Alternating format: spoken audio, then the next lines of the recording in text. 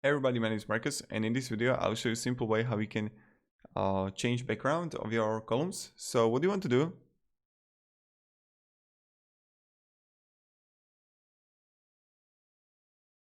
You just go simple here, like change the stream background, but right now I need to do this, so I'm going to show you on this column, right? So you want to click on it, change stream background, and you have option to choose between color or like whatever. But when this is going to show that you can change strip by columns, you need to click on a strip, click layout, and change the column spacing and padding. Only then you can change the background.